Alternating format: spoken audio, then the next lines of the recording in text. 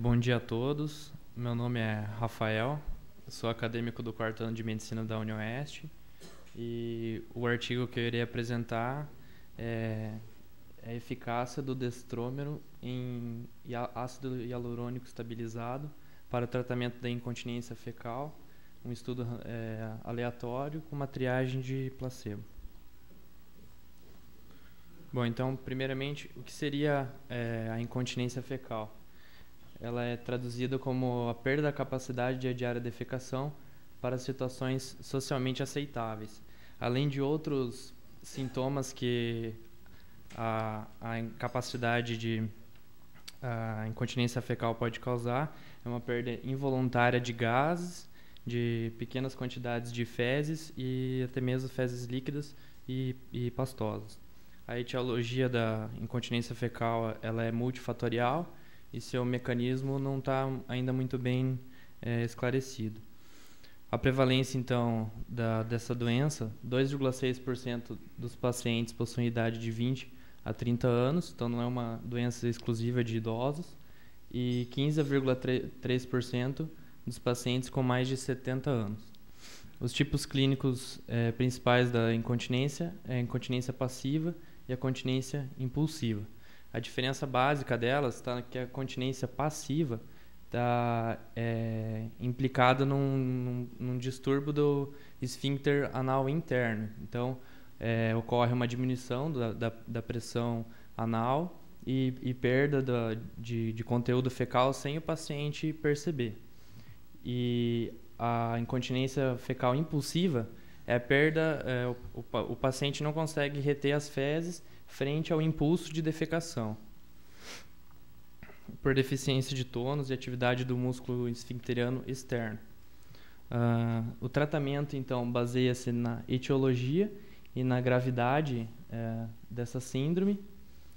Então, possui dois tratamentos, né? Primeiro, o conservador, que é essencialmente clínico.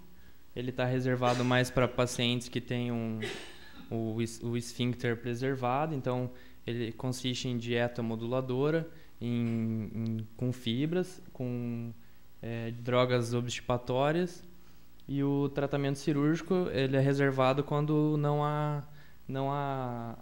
o tratamento conservador não teve a ação desejada. Ele baseia-se na reconstrução do esfíncter. O autor também cita uma reconstrução do esfíncter artificialmente, ou até mesmo uma reconstrução pelo músculo grácil. Em caso de falha ao tratamento, daí se nenhum der certo, talvez a colostomia pode ser a única alternativa disponível para tratar a incontinência. Bom, então, falando desse composto aqui que eu falei anteriormente, que é aquele copolímero, ele é uma injeção, né, de biomaterial na submucosa do esfíncter anal. Então, o mecanismo de ação elucidado aqui é uma injeção desse conteúdo na submucosa anal. Isso vai acarretar uma expansão do volume tissular, causando então um mecanismo selativo e controlando essa incontinência fecal. Ele é utilizado como um agente que aumenta o volume tecidual em procedimentos urológicos há muito tempo, e na urologia eles perceberam que ele tem um bom resultado e ele tem baixo efeito colateral. A redução do número de episódios de incontinência fecal por semana após um ano foi estabelecido num projeto piloto, em que teve uma redução de um número inicial de 22 evacuações por semana, e depois esse estudo evidenciou uma redução para 10. Então, qual que é o objetivo desse artigo? É avaliar a eficácia e a segurança do composto NASH-ADX, né, o destrômero, na submucosa do esfíncter anal em pacientes portadores da incontinência fecal. Bom, então os pacientes que foram selecionados para esse estudo, eles compreendem esses seguintes critérios. Eles têm uma idade de 18 a 75 anos, ele tem o índice de continência fecal, que eu vou falar mais explicadamente, maior ou igual a 10. Ele tem que ter pelo menos 4 episódios de incontinência registrados em 2 semanas, possuir os sintomas por pelo menos 12 meses, né, um ano, e ele tem que ter uma falha no tratamento médico conservador prévio, né? Ou uma dieta de fibras, ou tratamento com loperamida, entre outros. Bom, então esse índice de incontinência fecal ele foi estabelecido pelo Cleveland Clinic Florida e ele avalia a incontinência fecal em 2 aspectos: o tipo dessa incontinência fecal e a frequência com que ela ocorre. A pontuação varia então de 0 até 20, sendo que 0 é a ausência da incontinência, então o esfíncter está funcionando de maneira adequada, e o score 20 é a incontinência completa. Então, você vai usar a tabelinha, vai ver se o paciente tem um tipo de incontinência sólido, a frequência, e vai jogar aqui fazendo score para cada um desses fatores aqui. O estudo ele avaliou para cima de 10. Só lembrando. Bom, então como é que funciona esse procedimento? A injeção desse material é realizado em ambiente ambulatorial, então não necessita ser levado o paciente a centro cirúrgico. O paciente então ele fica na posição de decúbito ventral, podendo também ficar na posição lateral de Sims, que é a posição do toque retal. Então é feito um enema do paciente para limpar a região e introduzido a agulha a mais ou menos 5 milímetros da linha pectinada nos 4 quadrantes da submucosa. Aproximadamente o autor falou que foi 1 ml em cada quadrante, totalizando 4 ml. Aqui, como eu falei. Tá. Aí, tratamento após o procedimento foi igual para ambos os grupos. Os grupos que tiveram o tratamento efetivo com a substância e o grupo que teve com o placebo. Eu esqueci de falar anteriormente, mas quando o autor foi manejar esse grupo com placebo, ele apenas injetou, apenas perfurou com a agulha e não injetou nenhum líquido. Então, o tratamento após o procedimento foi igual, foi utilizado laxantes osmóticos até o início da peristalse intestinal, até o aparecimento de dor. Essa dor foi tratada com paracetamol, que teve uma resolução boa. Os pacientes, então, com um índice de incontinência fecal maior ou igual a 10, sem os efeitos colaterais graves após um mês, eles ofereceram a repetição desse procedimento caso desejasse. Então, a injeção máxima do líquido foi de 8 ml. Né? Bom, o acompanhamento clínico desses pacientes foi feita uma avaliação anorretal a cada consulta, com registro dos efeitos adversos, né? Inspeção anal, toque retal, anoscopia.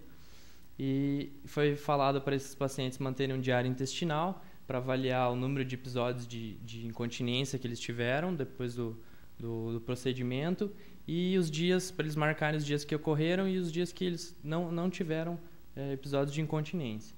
Além disso, foi analisado o índice de incontinência em cada reconsulta, cada acompanhamento desses pacientes. E foi feito um questionário, com essa sigla aqui, que ele mede a qualidade de vida do paciente com incontinência fecal. Então, tem 4 fatores, né? Depressão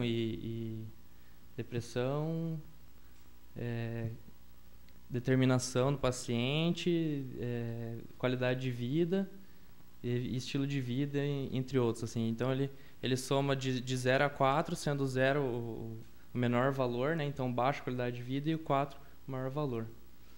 Então esses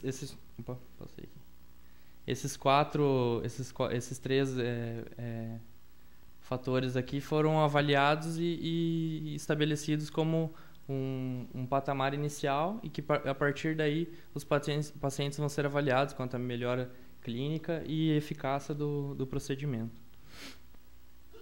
Bom, então o autor ele usou de dois parâmetros para avaliar essa melhora dos pacientes. Primeiro, a resposta ao tratamento baseado no número de episódios de incontinência. Então, ele estabeleceu que a melhora seria se diminuísse em 50% o número de episódios de incontinência.